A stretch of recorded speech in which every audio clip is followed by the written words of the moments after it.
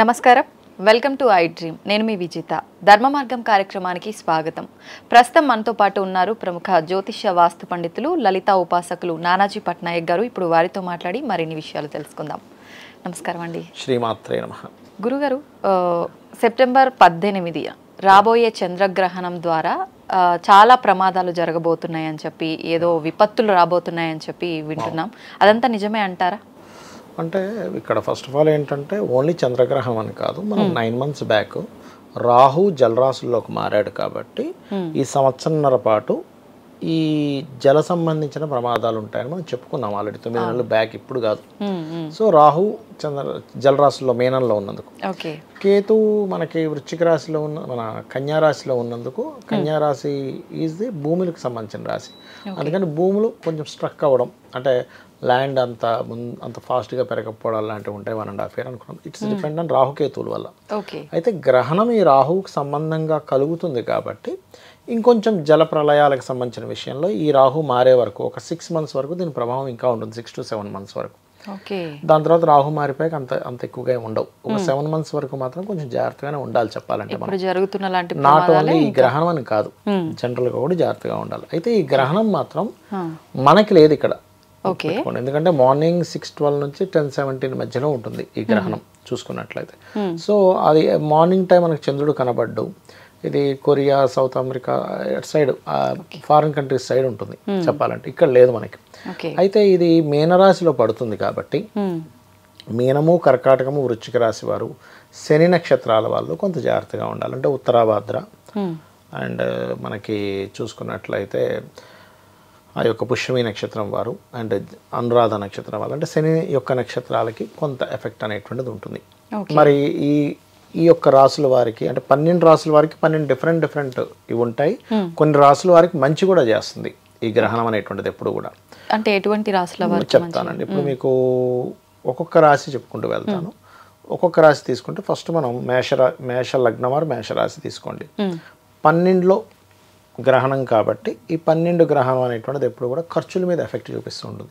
ఇది ఒక 40 days ఉంటుంది. గ్రహణం నుంచి ఒక 40 రోజుల పాటు వీళ్ళు ఏదైనా ఇన్వెస్ట్మెంట్ చేసేటప్పుడు చూసుకొని చేయాలి.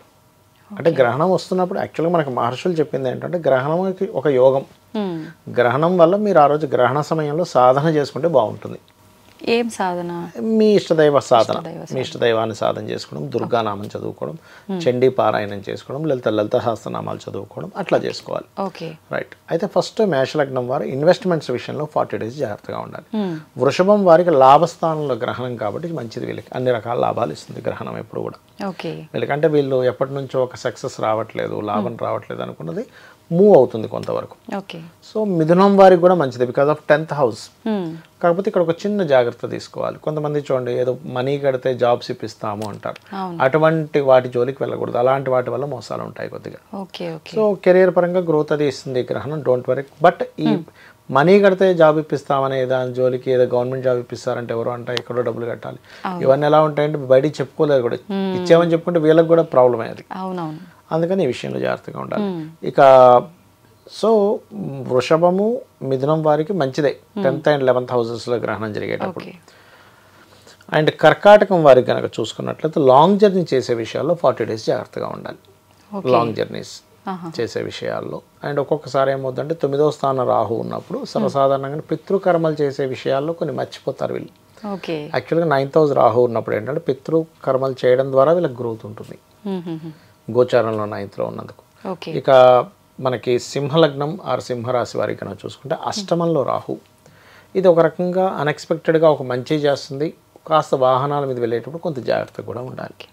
అష్టమ రాహు, అష్టమంలో గ్రహణం పడుతున్నందుకు. ఇక కన్యా లగ్నం వారికి చూసుకున్నట్లయితే వీళ్ళకి 7వ స్థానంలో గ్రహణం పడుతుంది కాబట్టి కరెక్ట్గా 18వ తేదీ నుంచి ఒక 40 days, ఎప్పుడు కూడా ఒక 40 days ఉంటుంది గ్రహణ ప్రభావం. వివాహ నిర్ణయాలు కానివ్వండి, వివాహాలు చేసుకోవడం కానివ్వండి, అంటే నేను రీసెర్చ్ చేసి చాలామంది మీద ఇది రీసెర్చ్ చేసి చెప్తున్న అంశాలు, జీవిత భాగస్వామిని ఎంపిక చేసుకునే విషయం కానివ్వండి, పార్ట్నర్స్ ఎంపిక చేసుకునే విషయంలో కానీ జాగ్రత్తగా ఉండాలి వీళ్ళు. ఇక కన్యా లగ్నం వారు, కన్యా రాశి వారు కనుక చూసుకున్నట్లయితే వీళ్ళు పర్టికులర్గా గ్రహణం 6వ స్థానంలో చాలా మంచిది. కోర్టు కేసెస్ మీద గెలుపు ఉంటుంది, శత్రువుల మీద గెలుపు ఉంటుంది. వీళ్ళు ఏదైనా సరే ఒకటి సాధించాలనుకుంటే మొండిగా సాధించగలుగుతారు. ఓకే. తులాలగ్నం వారు, తులారాశి వారు. So good, don't worry. ఇక వృశ్చికం వారు పర్టికులర్గా మనం చూడండి, గ్రహణానికి గర్భవతులు జాగ్రత్తగా ఉండాలి అంటుంటారు చూసారు. పర్టికులర్గా వృశ్చిక రాశి వారు జాగ్రత్తగా ఉండాలి. ఏమంటే ఇక్కడ లేదు కదండి, లేకపోయినా సరే కొంత జాగ్రత్తగా ఉండాలి ఆ టైంలో. కొంచెం ఏం లేదు, కాసేపు రెస్ట్ తీసుకోమని చెప్పారు, అంతకుమించి ఏం లేదు అక్కడ. కదలొద్దు అది కొంచెం అంటే ఇక్కడ గ్రహణం లేదు కూడా పెద్ద ఎఫెక్ట్ ఉండదు, కానీ కొంచెం రెస్ట్ తీసుకోవడం మంచిది. ఎందుకంటే సంతాన స్థానంలో గ్రహణం పడుతుంది కదా వృశ్చికం వారికి, అందుకని. ఇక ధనుర్లగ్నం, ధనస్సు వారికి కనుక తీసుకుంటే వీళ్ళు ఈ 40 days కొంచెం ఏదైనా ప్రాపర్టీస్ తీసుకునేటప్పుడు, ఏదైనా కోర్సెస్ విషయంలో తొందరపాటు నిర్ణయాలు తీసుకోకూడదు. అండ్ మకరం వారికి మంచిదే, బికాస్ ఆఫ్ 3వ స్థానంలో గ్రహం. పరాక్రమ స్థానం, ధైర్యంగా కొన్ని పనులు చేసి సాధించుకుంటారు.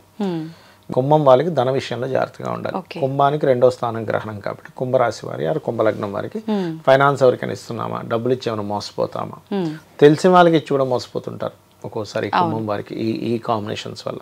ఇక మేన్ రాశి వారికి ఊహలు పెరుగుతుంటాయి, అంటే ఆ రాశిలోనే ఎక్కువ గ్రహణం కదా, ఏదో అయిపోద్దేమో, అమ్మో ఏదో ఉందేమో, అనవసరమైన నెగిటివ్ థింకింగ్స్ పెరుగుతుంటాయి. బికాస్ ఆఫ్ 5th లార్డ్ వచ్చి లగ్నంలో ఉండి గ్రహణం పట్టింది కాబట్టి ఈ జాగ్రత్తలు తీసుకోవాలి. అయితే ఇక్కడ ఎక్కువగా ఇందాక నేను చెప్పినట్టుగా మీనము, కర్కాటకము అండ్ వృశ్చికము, దాంతోపాటు మేష, కుంభరాశుల వారు ప్రత్యేకంగా దానాలు ఇవ్వాలి. మిగతా వాళ్ళు ఇవ్వకూడదు అంటే ఇవ్వచ్చు, తప్పేం లేదు, గ్రహణ ప్రభావం తగ్గించుకోవడానికి. ఏం దానం ఇవ్వాలి అంటే శాస్త్రంలో చెప్పినటువంటిది వెరీ క్లియర్లీ, మినుములు, ఉలవలు, గోధుమలు, బియ్యము, ఈ 4 రకాల పదార్థాలు. ఒక అంటే కొంతమంది రాగి వాటిల్లో ఇస్తుంటారు, కొంతమంది ఇత్తడి గిన్నెలో ఇస్తుంటారు.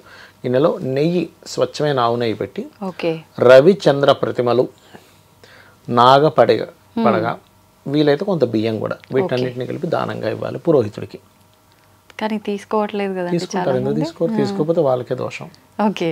ఎందుకంటే అమ్మ పురోహితుడు అంటే పురమునకు హితం చేసేవాడు. ఆయన పని ఏమిటి, ఎవరిదైనా దానం ఇస్తే తీసుకోవాలి, గాయత్రి చేసుకోవాలి. ఆయన కర్మ అది, అంటే ఆయన ధర్మం అది. కర్మ కంటే చెప్పాలంటే ధర్మం అది. ఆయన ధర్మం ఆయన ఎలా అయితే చేస్తాడో ఇచ్చేవాళ్ళు కూడా దాంతోపాటు ఎంతో కొంత దక్షిణం ఇవ్వాలి. పాపం ఆయన కూర్చొని జపం చేస్తున్నాడుగా, మన ధర్మం మనం పాటించాలి, ఆయన ధర్మం ఆయన పాటించాలి. మనం దానం ఇవ్వకపోవడం, దానంతో పాటు దక్షిణ ఇవ్వకపోవడం దోషం. ఒక పురాణంలో అయితే విష్ణువే స్వయంగా చెప్తాడు, మీరు పురోహితుడు చేసినటువంటి పూజకి దక్షిణ ఇవ్వకపోతే అది చాలా పెద్ద దోషం, ఉంటుంది, ఫలితం రాదట. చాలా మంది దక్షిణ ఇచ్చే విషయంలోనే ఏమిస్తాంలే, ఎంత ఇద్దాంలే, ఏమైనా ఎక్కువ అడుగుతాడు, ఈ ఫీలింగ్లో ఉంటారు. ఫస్ట్ పూజ కంటే కూడా ఈయన పూజ అయిన తర్వాత ఎంత దక్షిణ అడుగుతాడనే ఆలోచన మీదే ఉంటారు. అంటే డిమాండ్ చేసే వాళ్ళు, డిమాండ్ చేస్తారు. అందుకని ముందుగా అడగండి. మీరు అట్లా కాదు, ఇప్పుడు ఎట్లా అంటే అమ్మా, ఇప్పుడు వాళ్ళు కూడా ఎట్లా అంటే కొంతమంది వెళ్ళి ఏమండి మా దగ్గర లేవు, ఇంత ఇవ్వగలమంటే తీసుకుంటారు, అదేం పెద్ద విషయం కాదు, చూసి ఇవ్వండి. అది నేను అనేది. అంటే శాస్త్రం ఏం చెప్తుందంటే ఇచ్చే వ్యక్తి ఎవరికైతే ఇస్తారో ఈశ్వర స్వరూపంగా ఇవ్వాలి, అలా భావిస్తూ ఇవ్వాలి. మీరు ఎంత హ్యాపీనెస్తో ఇస్తే మీకు అంత మంచి కలుగుతుంది. వాళ్ళు కూడా అదే పరంగా వాళ్ళు కూడా ఎంతో ఉదార స్వభావంతో వీళ్ళకి మంచి జరగాలని మనస్ఫూర్తిగా అనుకోవాలి. అంతేగాని అబ్బా వీళ్ళు 100 రూపాయలు పెట్టారు, 200 పెట్టారు అనుకోకూడదు. లేక పెట్టారు, కొంతమందికి ఉండదమ్మా. అందరూ గొప్పగా 500 దక్షిణ ఇవ్వాలనో 100 దక్షిణ ఇవ్వాలని రూల్ లేదు. ఒక వ్యక్తి 10 రూపాయలు పెడతాడు, పాపం ఉండదు. కొంతమంది పిసినారితనంతో పెడతారు, దట్ ఈస్ డిఫరెంట్ కేసు. అలా పెడితే మనం ఏం చేయలేం. 10 రూపాయలు పెడతాడు దక్షిణ, ఏం చేస్తాం?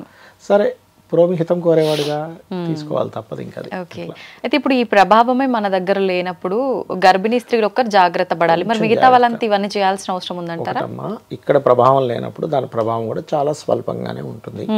కాకపోతే ఈ 40 days ఇప్పుడు నేను చెప్పినటువంటిది ఏదైతే ఉందో ఆ యొక్క విషయాల్లో జాగ్రత్తగా ఉండండి అని చెప్తాను.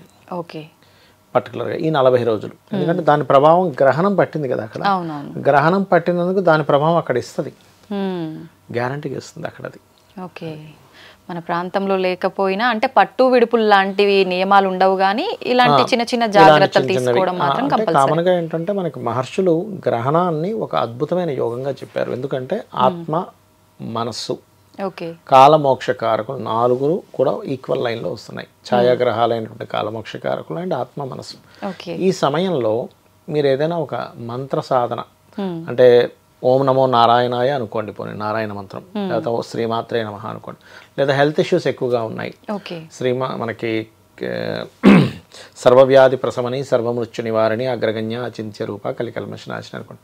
లేదా ఇవాళ రేపు అప్పులు ఎక్కువగా ఉంటాయి, ఓం అపర్ణాయ నమః మంత్రం, ఆ కొంతసేపు చేయండి, మీకు చాలా ఫలితం వస్తుంది దానివల్ల. ఓకే. అట్లా ఎవరికి ఏది ఇబ్బంది అనుకుంటే మనం లలిత సహస్రనామాల గురించి బోల్డ్ వీడియోలు పెట్టాను. నేను ఒక 1000 నామాలకి వీడియోలు పెట్టాను. 1000 నామాలకి అర్థం ఏమిటి, దాని మీనింగ్ ఏమిటి అన్నీ పెట్టాను.